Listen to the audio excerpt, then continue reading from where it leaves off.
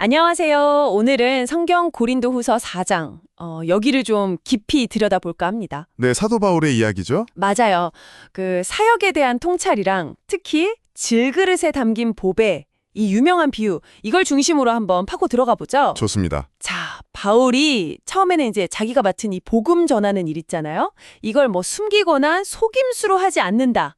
아주 투명하게 한다. 이렇게 선언부터 하죠. 네, 맞아요. 오직 그 진리 자체를 그냥 드러내서 하나님 앞에서 당당하다 뭐 이런 거죠? 그렇죠. 근데 흥미로운 건 이 복음이라는 게 모든 사람 눈에 다 명확하게 보이는 건 아니래요. 네, 그 점이 중요합니다. 왜 그럴까? 바울이 설명을 하죠. 왜 그런 걸까요? 바울은 말이죠. 이 세상의 신이 믿지 않는 사람들 마음을 가려버린다고 해요. 아, 이 세상의 신이요? 네. 그래서 그리스도의 영광, 그러니까 그 하나님의 형상이신 그리스도의 진짜 모습을 보지 못하게 막는다는 거예요. 아하, 그러니까 뭐 세상적인 가치관이나 그런 것들이 진리를 가린다. 이런 의미로 볼 수도 있겠네요. 그렇죠. 그런 영향력이라고 이해하면 좋을 것 같아요. 꼭 네네. 어떤 특정 존재라기보다는요. 네네. 그래서 바울이 자기를 내세우는 게 아니고 오직 예수 그리스도가 주님이시다. 그렇죠. 그리고 우리는 그 예수를 위해 당신들을 섬기는 종이다.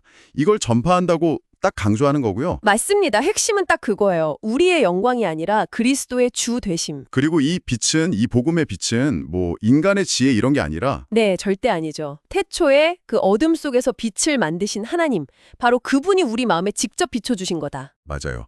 창조주의 능력이다. 이걸 분명히 하는 거죠. 인간의 노력이 아니라. 여기서 이제 그 유명한 비유가 나오죠. 질그릇에 담긴 보배. 네, 드디어 나왔네요. 이 보배, 그러니까 복음이나 하나님의 영광을 아는 빛, 이걸 왜 하필이면 이렇게 좀 연약하고 깨지기 쉬운 질그릇 우리 안에 두셨을까요? 이게 참 역설적이잖아요. 그 이유가 정말 이 장의 핵심인데요. 뭐랄까, 이 엄청난 능력의 출처가 우리가 아니라는 거. 아, 우리 자신에게서 나오는 게 아니다. 네, 전능하신 하나님께 있다는 걸 아주 명확하게 보여주려고 그러신다는 거죠. 그래서 바울이 막 자기가 겪는 어려움들, 뭐 사방에서 압박당하고 답답한 일 겪고 박해도 받고, 네, 거꾸로 트림도 당하고. 네, 그런 상황에서도 자기는 절대 완전히 망하지 않는다 이렇게 고백하는 거군요. 그렇죠. 질그릇 자체는 깨지기 쉬워도 그 안에 보배는 안전하다. 뭐 이런 의미죠. 항상 그 죽음의 위험을 느끼는 것 같은데 오히려 그 안에서 예수님의 생명이 드러난다 이렇게 말하네요. 네. 이 부분이 사실 좀 바로 와닿지 않을 수도 있을 것 같아요. 죽음 같은 고통 속에서 어떻게 생명이 나타난다는 건지. 아, 그거 아주 중요한 질문이에요. 바울은 자기의 그 고난, 심지어 죽음 같은 경험이 오히려 다른 사람들, 그러니까 복음을 듣는 당신 안에서는 생명으로 작용한다고 말해요. 아, 역설적이네요, 정말. 네, 역설이죠. 자신의 그 약한 고통을 통해서 오히려 그리스도의 부활 생명, 그 능력이 또 분명하게 증거되고 전달된다는 거예요. 고통이 끝이 아니라 생명을 위한 통로가 된다. 와, 대단한 관점이네요. 그렇죠. 그래서 이 모든 고난과 사역이 결국은 다 당신을 위한 거다. 네. 이걸 통해서 많은 사람이 감사하게 되고 그게 하나님께 영광이 돌아가게 하려는 목적이다. 이렇게 밝히죠. 아, 그래서 낙심하지 않는다. 이렇게 선언하는 거군요.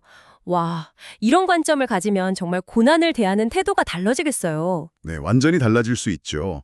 그리고 이어서 겉사람과 속사람, 이 대조가 중요해요. 네, 겉사람, 속사람? 우리의 육체, 이 겉모습은 시간이 지나면 당연히 낡아지잖아요. 그렇죠. 쇠하죠. 그런데 우리의 내면, 그 영적인 자인 속사람은 오히려 이런 어려움을 통해서 날마다 새로워질 수 있다는 거예요. 와, 고난이 오히려 내면을 성장시킨다. 네, 그런 의미죠.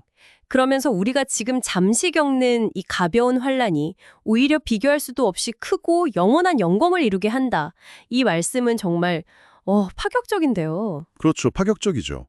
물론 지금 당장 고통이 너무 크면 가볍다는 말이 와닿지 않을 수도 있어요. 네, 그럴 수 있죠. 하지만 그 영원이라는 관점에서 보면 그렇다는 거죠. 관점의 전환을 이야기하는 겁니다. 아, 관점의 전환. 그래서 마지막으로 바울이 강조하는 게 우리가 집중해야 할 것은 눈에 보이는 것이 아니라는 거예요. 보이는 게 아니라. 네, 보이지 않는 것에 주목해야 한다. 왜냐하면 보이는 것은 잠깐이지만 보이지 않는 것은 영원하기 때문이죠. 이야, 이게 바로 그 절망적인 상황에서도 소망을 가질 수 있는 근거가 되겠네요. 정확합니다. 바로 그겁니다. 오늘 고린도후서 4장 통해서 이 연약한 질그릇 같은 우리, 그 안에 담긴 놀라운 보배의 의미, 그리고 고난 너머의 영원한 소망에 대해서 정말 깊게 생각해보는 시간이었습니다. 네, 저도 아주 의미 있는 시간이었습니다. 마지막으로 이 질문을 한번 당신께 드려보고 싶어요. 네, 어떤 질문이신가요? 바울은 보이는 잠깐의 것보다 보이지 않는 영원한 것에 주목하라고 했잖아요. 네. 당신의 삶에서 좀 어려운 순간, 힘든 순간에 딱 부딪혔을 때 당신의 시선은 주로 어디에 머무시나요? 그냥 눈앞에 보이는 그 문제, 그 고통인가요? 아니면 그 너머에 있는 보이지 않는 영원한 가치, 하나님의 약속, 이런 것에 좀 초점을 맞추려고 노력하시나요? 잠시 이 질문을 마음속으로 곱씹어 보시는 것도 좋겠습니다.